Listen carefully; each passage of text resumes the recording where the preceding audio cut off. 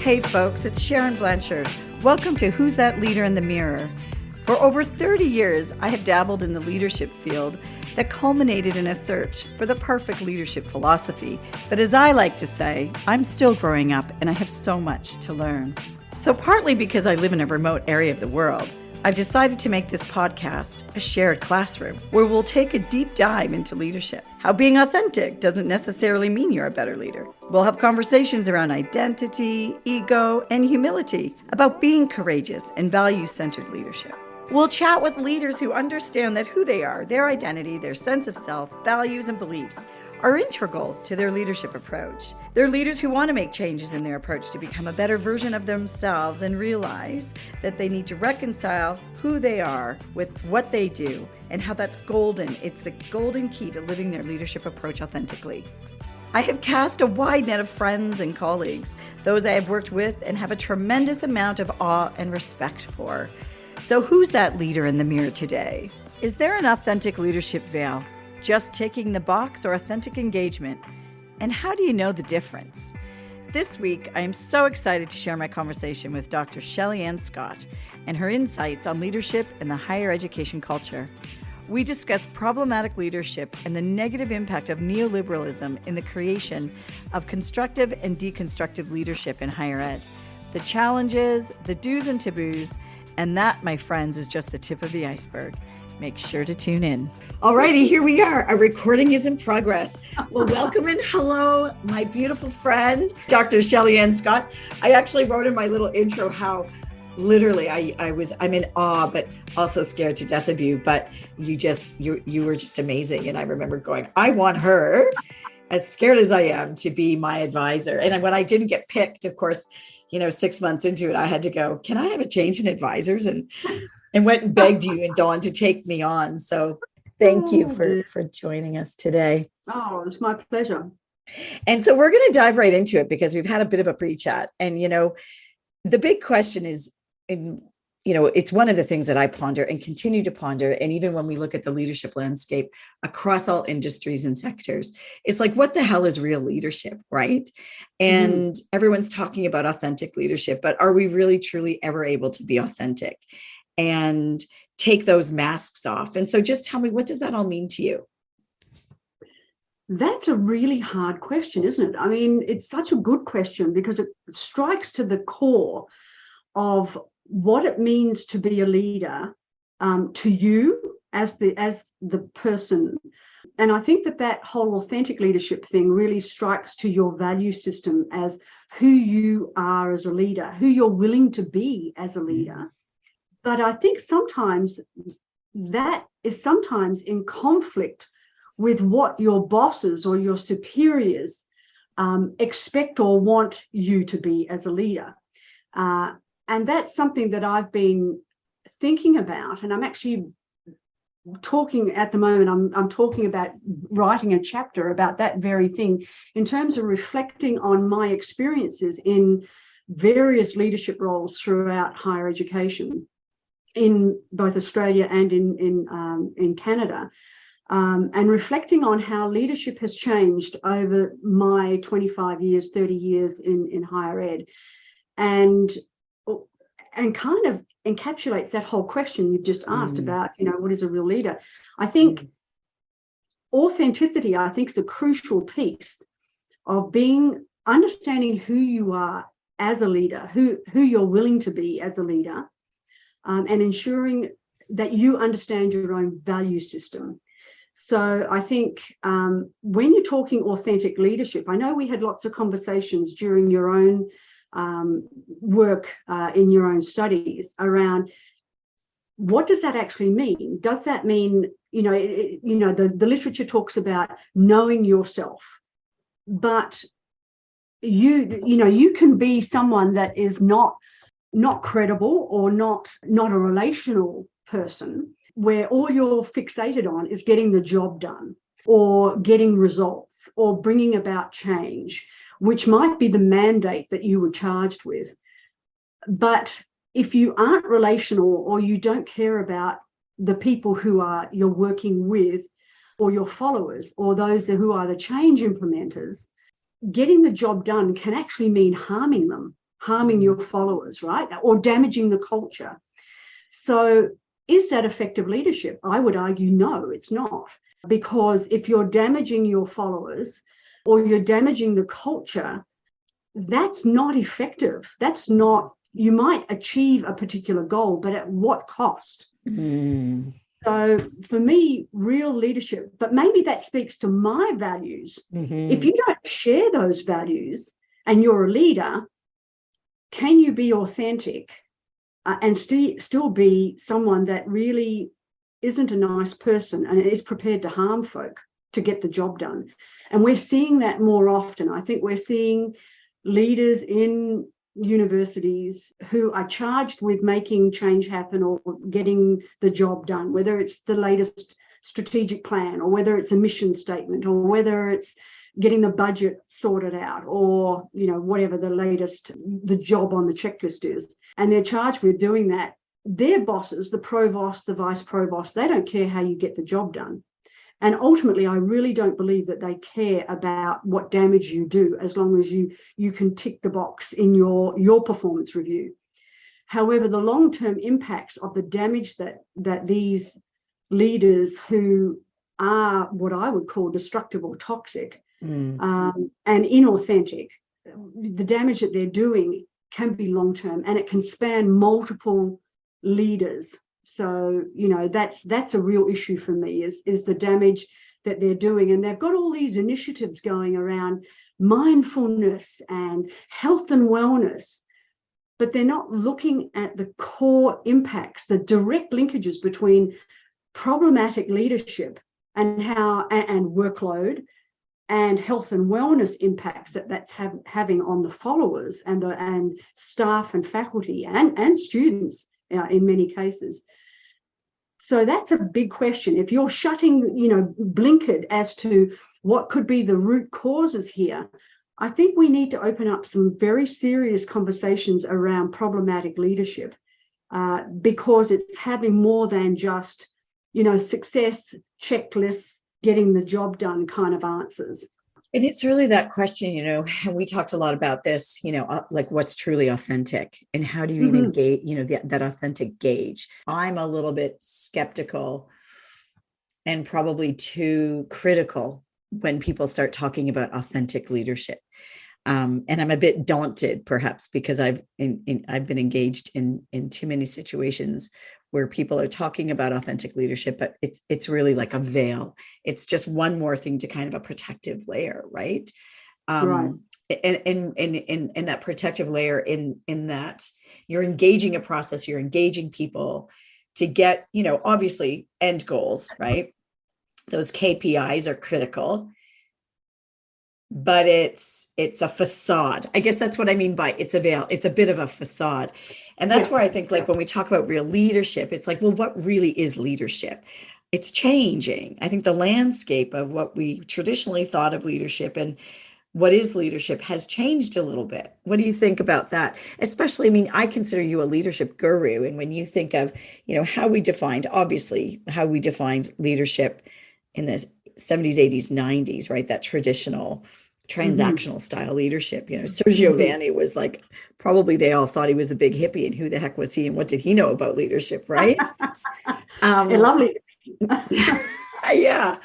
Sorry, I'm starting to try to answer your question that I've asked you. No, I think that, and to answer your question, which for me is pretty rare in a brief way, would be over my period of time in academia and in various leadership roles, I'd have to totally agree. I think leadership, when I first moved into academia, and maybe it was the naivety of newness, and maybe it was the difference between seeing leaders in the K-12 context and working with leaders at that point, and then moving into academia and seeing the leadership approach being so radically different. And by different, it was in the school situation, it was very positional, it was very locked down, it was very, top down, it was very do as you're told, regimented, you had a form for everything, you couldn't move out of the school, etc. When I moved into academia, the whole collegial governance kind of approach struck me as so refreshing. It was so consultative. It was so shared and distributed leadership. It was very relational. Departments worked together. We shared the decision making. Decisions were voted on in a very genuine consultative way. And we would, when we wanted to move some big piece of change, policy change, curriculum change, departmental change, we would often have a retreat, and the whole faculty would go work around the table, brainstorming what needed to be changed, why did it need to change, how was this going to impact other departments and other areas within the faculty. And then we kind of put it all together, and it was drawn together. We did adjustments and brainstorming and lots of discussion work and a lot of listening to different perspectives, even if we didn't agree with them necessarily. But it was all that sort of very agree to disagree in a very gentle, collegial, informed, very, what I felt was truly academic professionalism.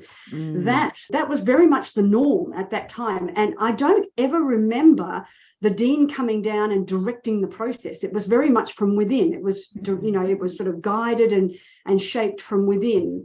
And then the dean basically rubber stamped it and said, fabulous work, everybody. This is the way we all want to go. And it was, everyone bought in, everyone was empowered, everybody's voice counted, even the students' voice counted at the table. And it was very important work that created and crafted excellent change. Over time, that kind of process has been lost, and we've now got, and whether it's the impact of neoliberalism, where we all have to be accountable, it's all metrics based, it's all around finances and money, it's all about accountability. Whether it's that influence, I think there's an element of that. I think there's a lack of pushback against that prevailing kind of neoliberal capitalistic kind of everything private is good, everything public is bad kind of attitude. I think we have senior academics or administrators in the university who are not pushing back against that stuff or questioning it or challenging it. And we've had a loss of collegial governance processes, where here in Canada, what I've noticed is that there is a dressing up of collegial governance processes through committee systems which really aren't genuine. The deans tend to put their associate deans or their vice deans onto various committees to shape the agenda, to shape the conversation, and sometimes just to dictate and say, the dean says that he or she wants this. Well, then why are we all sitting around a committee table wasting our time? Might as well just let the dean make the decision, right? We're just literally spinning our wheels here. And that then destroys the actual nature of the collegial processes and the decision-making processes. Because if there's already a pre-driven agenda, then don't waste everybody's time. So I think that's a real problem when we're seeing that happening more and more now, where there isn't genuine collegial decision-making going on. It's all just rubber stamping. And I think that's to the detriment of the institution, because what we've got now is an executive team in most faculties, executive teams basically driving the agenda. And that's a very small voice at the table. You also don't, I'm also noting that deans don't like counter voices. They want yes people. They want yes men, yes ladies at the table that go, oh, you're so wonderful, Dean so-and-so, right? Well, that's actually problematic, because that's assuming that the dean is the most clever person at the table or has the best ideas. And we know that's simply not true. So you're not getting fresh ideas. You're not getting the cleverness of different voices, different experience coming to the table and challenging and saying, well, and even those people who have seen change that didn't work and having that historical knowledge saying, well, that's a great point. However, we tried this 10 years ago and it completely failed because of this or that. So those counter voices are really critical to be brought to the table, because it'll allow you to say, okay, well, that's a good point. Tell me more about that. Why didn't it work? Could we work around that? Or what would be a better idea? So that openness to different ideas, that synergy that develops from having different perspectives, different experience, and different lengths of experience, like not just years of service, but also different experience contextually, different types of universities, different countries. And we often have that experience and that talent in the faculty that you could draw upon if you opened up to genuine consultation at the table. Unfortunately, I haven't encountered very many deans or middle-level managers, or even senior leaders who are open to those different voices and talents at the table. They seem to have a pre-arranged agenda that they're just trying to drive through. And then when it fails, of course, that's on you. You actually. And it really is that neoliberal environment that has just squeezed into our academic institutions. I mean, that was my entire thesis, wasn't it? And the impact of neoliberalism in creating destructive and constructive, right? And the negative impacts of that. Great leader, but bloody hell, do you see the wake behind that individual? Right. And the damage it does to people and the damage. Right. Yeah. So what do we do? What's the answer? What's the solution? Well, probably not one simple solution. I think there's a multitude of issues that are contributing to this. So therefore, it has to be a multi-factor or multi-dimensional kind of approach to trying to achieve a different context, a different way of working, right, as a leader. Mm-hmm. I think leadership development, to me, because I that's my background, is leadership development and professional development and building capacity. Mm-hmm. I always feel that we're first of all, we select leaders based on the wrong parameters. We select them based on being big research names, right? Mm-hmm. But research is only one component of what leaders do in the institution. And so we basically say, oh, you're a fabulous researcher, a wonderful scholar, you turn out billions of papers, or, bring in all this money in grants, you'll be a fabulous leader. Well, where's the research to indicate that there's a direct correlation between research and scholarship, high profile, all of that, and being able to lead people? In actual fact, I would say the opposite is the case, because most of the time, to be a great researcher and be very high profile and successful, unless you're in team-based research, it's largely individual, right? Mm. So we have a very competitive, individualistic culture around research in higher education. So I would say we're picking the wrong people, because often those people are narcissists, or they are highly individualistic, competitive, and so that actually the actual research training to be a researcher is supporting all the wrong value systems. These are all of the things that we're afraid. They're the big elephants in the room, the things we're afraid to talk about. Yeah, absolutely. And I think we're also setting them up to fail. Yeah. Because we say, oh, you're the great researcher, you're going to be a fabulous leader. They don't have the knowledge of leadership. Many of them come in and have no understanding of leadership theory. Mm-hmm. They have no skills developed, because their actual educational training up to then has to be in research, or maybe a little bit of dabbling in teaching. And so we set them up to fail.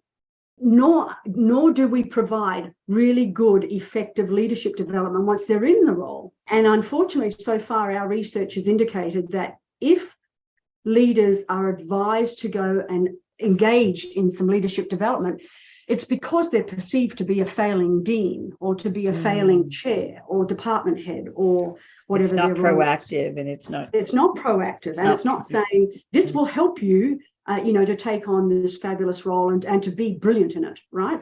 And even at the onset, when you're looking at that skill set, and you're looking at, you want someone who has the strength, in academia, in the sense of what their research topic is, but it's having the courage as the individual responsible for that hiring process to be able to look at their skill set and say to them, here are your strengths, here are your weaknesses. This is why you're best for the role.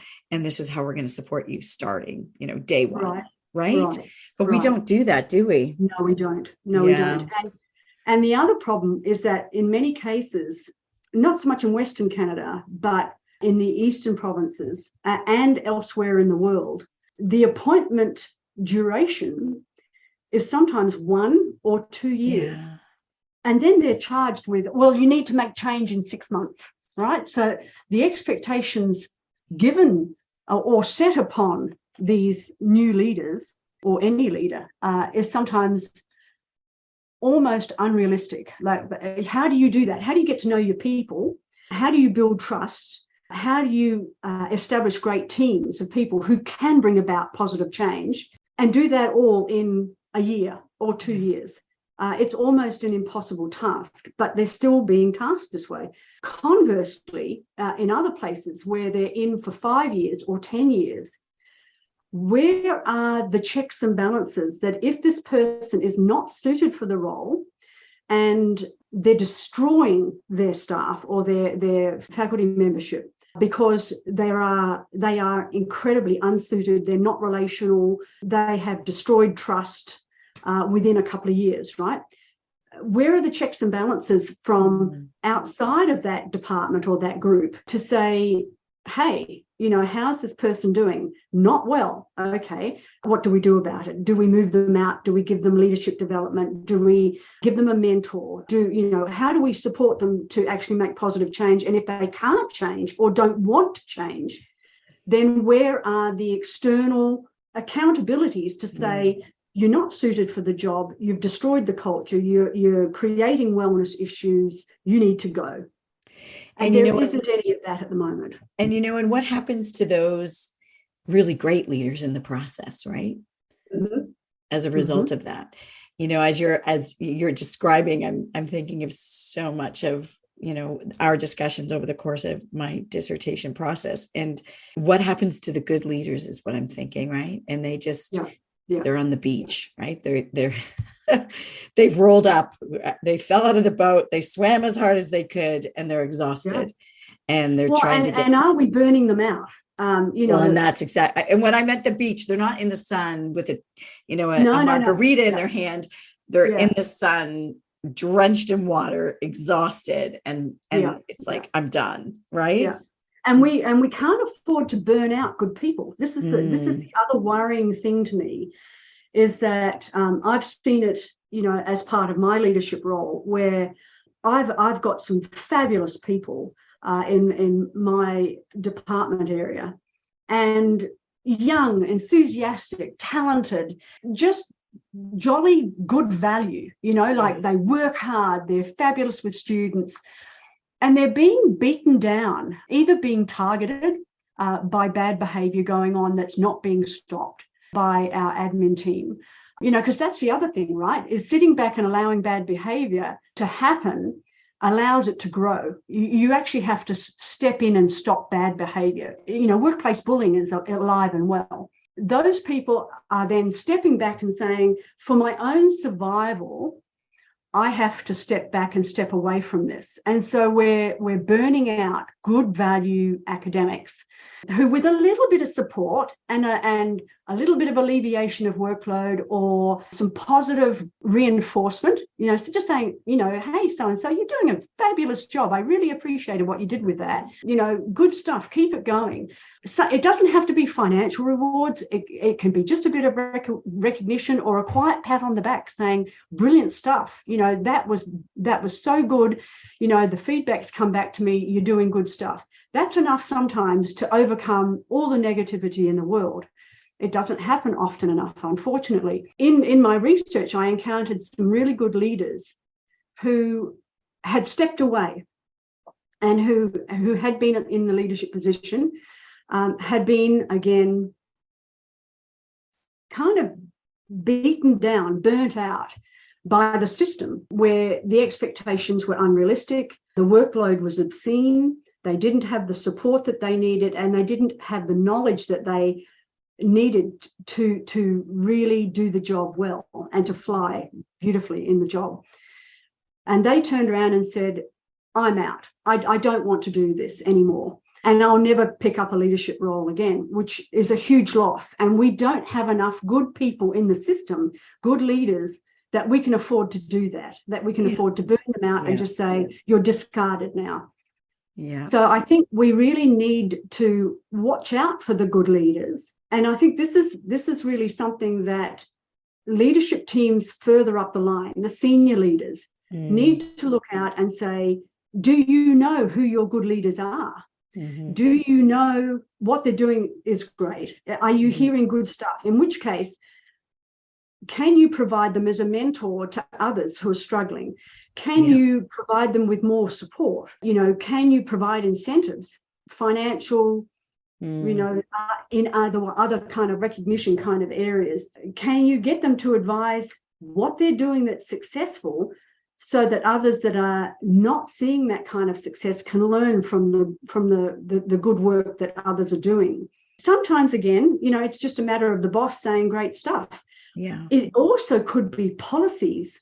So if you're a provost or a president, more likely to be provost because they're more inward looking, provosts or VPs, right?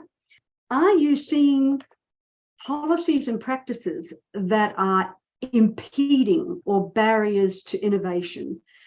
And can we remove those? Can we say, that's not working, or that's putting additional workload? We need to look at streamlining this. Or how do we help our good people do even more good work? And what is it that's actively hindering them in their work? And how do we remove those hindrances, right? And that can be sometimes so powerful. Absolutely. We just have a few minutes left. But, one of the things, we didn't really even get into leadership theory, but, one of the things that I will often say, and I've said on here in this platform as well, is I truly believe that, a lot of people who are searching about how to become a better leader, I want to be a better leader, I need to know about leadership, I've been put in this position. And, I'll say you can go to 1,000 million leadership courses, but it may not. I'm going to say probably won't. It might make you a better leader, right? Yeah. What will make you a better leader is exactly the questions you asked at the beginning. Who are you? Who are you willing to be? And what are your values? And it comes back to that, my own leadership, belief in principled leadership. When you look in that mirror, right, at the end of the day, who are you? Yeah. And have you been the best? Can you live with that person, right? Can you look at that mirror? And I'm not talking the physical mirror. I'm talking about reflecting inwardly and saying, can I live with who I am and the way I'm behaving towards others? And can I look at the impact of what I'm doing and say, I'm okay with that. I think that that's good. And I'm not saying that you're always going to be the popular person or you always need to be the nice person. I think sometimes courageous leadership means that you have to say, we need to stop doing this because it's harming people or it's harming students. And so sometimes it requires a tough conversation where you're seeing bad behavior going on and you need to call it out and say, look, we need, this needs to stop. So you need to keep that weather eye on your values to ensure that you can look at yourself and say, I'm okay with who you are and the way you're behaving and the kind of impact of your leadership on others. If you can't, and if it's making you uncomfortable because people are getting sick around you or people are withdrawing or people are not challenging you anymore because you've slammed them down, that's not a good place to be. You need to actually relook at and honestly and candidly reflect on your leadership and say, I'm not really happy with what's going on around me. Maybe it's me. Maybe I need to look at what I'm doing and how I'm responding. Mentorship and coaching, if someone is asking me for advice, how to work with their team, I'll say, let's start with you. You and I have a conversation. Yeah. Right? Yeah, absolutely. And I would encourage people thinking then about the leadership theories that resonate with me is Avolio Gardner's authentic leadership. That's a pivotal piece for me. And I love Kuz and Posner's transformational leadership, because it has such a leading with heart orientation of having those relationships and changing the place in terms of changing positive to positive cultures. I think that's an important piece in understanding that. So those two, Sergio Vani's virtuous leadership, I think, again, that focus on, even though I called him a hippie. Yeah, I like his stuff in terms of treating your staff as family. Yeah. You know, now, okay, we know there's dysfunctional families. We've all got members like that, but you wouldn't purposefully harm your family members, right? And sometimes you have to have those tough conversations with family and say, hey, look, you know, we need to have an open conversation here. There's nothing wrong with that either. But I think viewing people as family, you know, is a positive value system to come from. Servant leadership, for me, you know, I think that's another very so you can see where my values are in terms of what leadership theories resonate with me. And I think that's something that's what I would encourage in leadership development, for people to explore various leadership theories that resonate, and then drill down and say, why? What is it about this theory that resonates with me? Because that'll tell you how your values are. Because sometimes that values thing is a very hard conversation to have. Right. You know, especially if people aren't self-reflective. Yeah. You know? Yeah. Sorry. What do I believe in? Yeah. And who am I? And who do I want to be? And who do I want to be? I think that's an important one too. Right. Yeah. Well, and I think, you know, you said it at the beginning, who are you willing to be in your leadership role? Right. And that's a question we need to ask, right? It's about, I might have had a bad day, but who am I willing to be tomorrow? Right. And always having that reflective piece. But it's a process. It's bloody hell not easy. No, it's a tough job. Not easy. And I think it's something you can't do alone, right? You need to have that support. Good people around you. And you also need to be prepared to bring in those wider voices, right? Because sometimes they have as much to offer if they're, you know, negative Nancy's, you know, why are they negative? Why have they disengaged, or why are they disenfranchised? What is it that has made them like that? And is it something that we can change, or is it something we need to know about to avoid those pitfalls again, right, in the future? Yeah, exactly. So I think gathering around a table with like-minded folk, or people who are sycophants, I think that's something that happens a lot now, is the sycophants all, you know, oh, you know, you're so wonderful, Dean, you know. Well, how does that help anybody? You're not getting a wide, or sometimes those tough questions of what are the likely implications if we go down this pathway? What if this doesn't work? What's our plan B? Right. Yeah. So, and they see that as being negative, that they're seeing that as counterproductive or unhelpful. But no, it's important to have those sorts of voices at the table to sort of navigate the complexities of the context. That's right. Because it's a damn tough job, right? And everything's constantly changing all the time. Yeah. Money changes, governments change, policies change, you know, your bosses change. Yeah. So you have to be prepared to have, you know, multiple different pathways that you can navigate at the same time. So it's a damn tough job. And it's no wonder we have a dearth of aspirants now within higher ed who are putting their hand up. Yeah. And I suspect that this is something that is problematic, is we're not growing the talent from within. We're not challenging the cultures, the problematic cultures that are in place in faculties, you know, and we get sometimes lovely people, really good, lovely people, who then just get decimated and destroyed by their faculty groups who are, you know, maybe, you know, have had bad experiences and see leaders as the bad guy all the time. Yeah. And that's a whole other conversation. That's a whole other conversation. Day. For another day. Oh, my darling, thank you so much for joining us. This has to be part A, part B, maybe C, D, E. Anytime you want to chat, I'm happy to chat. Perfect. Just so fantastic, and so glad and grateful and thankful to have you with us today. It's just been lovely to chat to you. What a chat. It's really about getting back to our roots in collegial governance, a leadership approach that is shared, consultative, and relational. That need to get back to academic professionalism, understanding our core strengths and how we move forward, collectively, collaboratively, and most importantly, authentically. Well, that's a lot of Lees. Oh my. Thank you, Shelleyann. And I'm now calling you my friend. I guess I'm not so scared of you anymore. Next week, we have Wanza Jelasani Kaira. She's an emerging global leader in HIV prevention, and she's an extraordinary, beautiful, and divine woman. She was also a former student of mine, and how did I love the days when she was on our campus. Make sure to tune in.